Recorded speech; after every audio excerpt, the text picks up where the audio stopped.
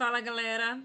Sejam bem-vindos a mais uma aula da tia Fernanda Sena. Hoje nós vamos estudar função do segundo grau, parte 1. Vamos lá conhecer a função?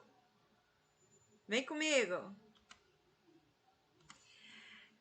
Antes de nós começarmos a ver o que é uma função, nós precisamos relembrar o que é uma equação do segundo grau. A equação do segundo grau, também conhecida como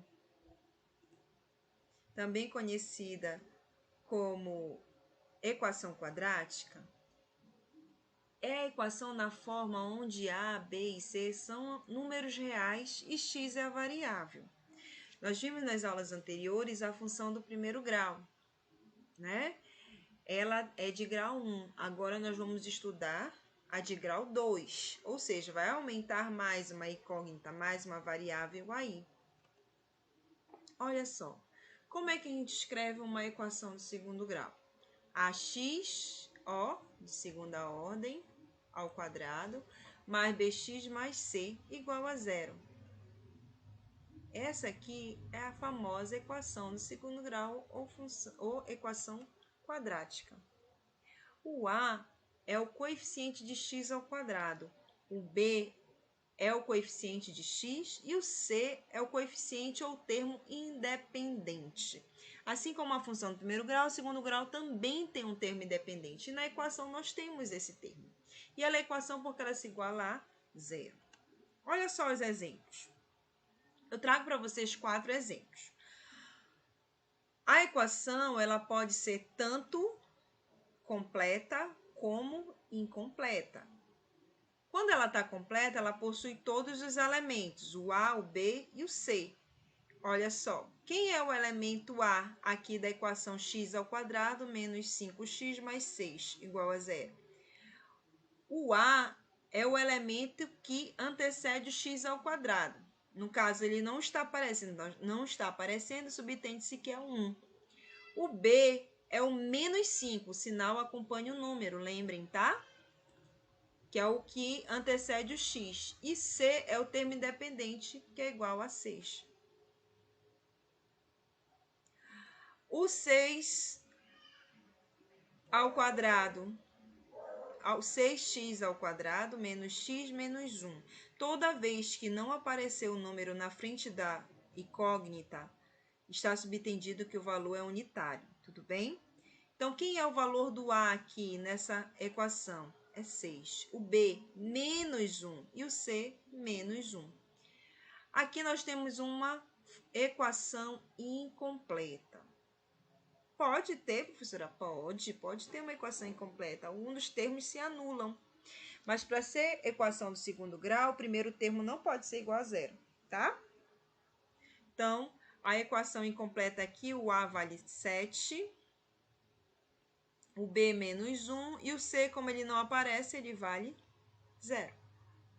Já aqui nessa segunda situação da equação incompleta, não aparece o x, mas aparece x ao quadrado menos 36 igual a 0. Quem é o valor do A? É 1. O valor do B, 0, porque ele não aparece. O B é o termo que antecede x. E C, menos 36. Tudo bem? Então, essa aqui é a equação do segundo grau. O que a gente precisa saber da equação do segundo grau? A fórmula de Bhaskara, tá? A fórmula de Bhaskara vem nos facilitar a encontrar as raízes da minha equação. Olha só aí. Qual fórmula nós vamos utilizar para encontrar as soluções da minha equação? Essa aqui, ó. X é igual a menos b, mais ou menos raiz de b ao quadrado, menos 4 vezes a vezes c dividido por 2a. Professora, mas quem é esse que está dentro da raiz? Observa aqui, a expressão que se encontra dentro da raiz, ou seja, o b ao quadrado menos 4ac, pode ser substituída pelo símbolo delta. O nome desta letra grega aqui é delta. também conhecido como discriminante dentro da equação. Então, para relembrar, nós temos aqui a fórmula de Bhaskara. Para encontrar as raízes, eu preciso conhecer o delta, e depois que eu encontrar o delta, eu venho e jogo na equação das raízes. Bora lá? Bora ver se houve a compreensão. Então, aqui nós temos, no primeiro exemplo, uma equação do segundo grau, onde eu tenho o A, o B e o C. Ela é uma equação completa, né, galera? Porque ela tem todos os elementos. O A que vale 7, o B que vale 13 e o C que vale menos 2. Muito bem. Como é que eu vou solucionar essa equação? Eu vou primeiramente encontrar o meu determinante, o meu discriminante, o meu delta, que é B ao quadrado menos 4AC. Vou substituir meus valores aqui. Quem é o B? Ele custa 13, então eu vou ter 13.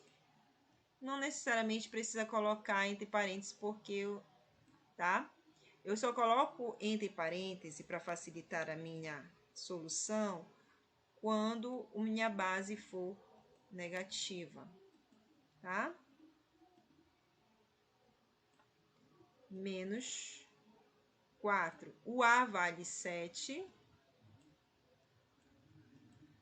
E o C vale... Aí eu vou colocar, ó, porque eu tenho uma multiplicação seguido de uma subtração. Então, bora lá. Quanto é 13 ao quadrado? 169. Menos com menos, mais. 4 vezes 2, 8. Vezes 7, 56. Soma essa galera aí.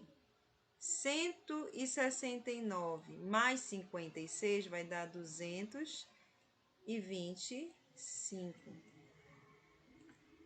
Esse valor aqui é o meu discriminante, o meu determinante, tá? Esse valor eu vou jogar naquela formulazinha que nós trabalhamos anteriormente, onde eu sei que x é igual a menos b mais ou menos raiz de quem? Do delta, dividido por 2a.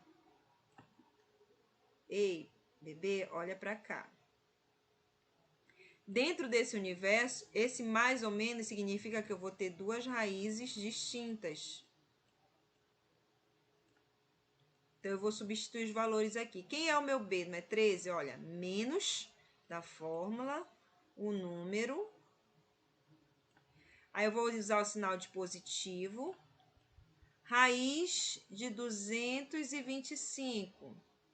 Eu já sei quanto é. Sobre 2 vezes 7. Então, eu vou ter aqui, ó, menos 13 mais. Raiz de 225 é 15. 2 vezes 7, 14. Então, olha só, tenho um número negativo e um número positivo. Prevalece o valor, o sinal do maior número, que no caso aqui é 15. Então, menos 13 mais 15 vai dar mais 2 sobre 14. Vai dar um número fracionário porque 2 é menor que 14. Então, vai ficar 1 sobre 7. Já encontrei a primeira raiz. A segunda raiz, vou fazer o mesmo processo de cima, só que agora com sinal de negativo. Menos raiz de 225 sobre 14, tá? Já vou colocar logo direto para facilitar a nossa conta. Mais 2 vezes 7 vai dar 14.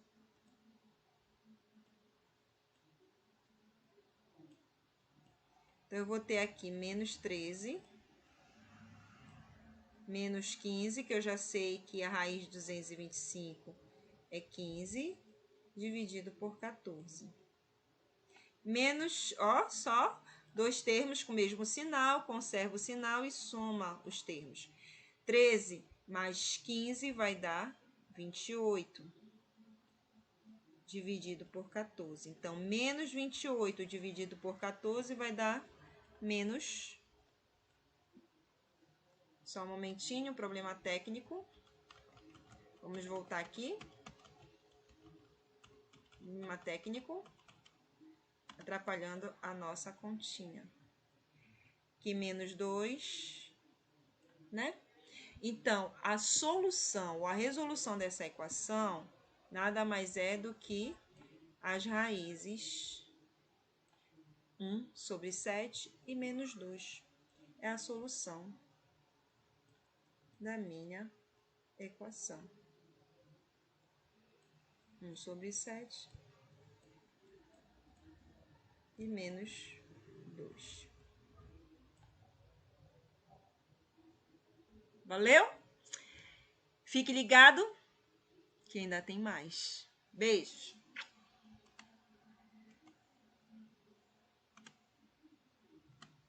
Olha só, não esqueçam que dentro desse universo, tá, alunos, nós temos que entender o que é o discriminante.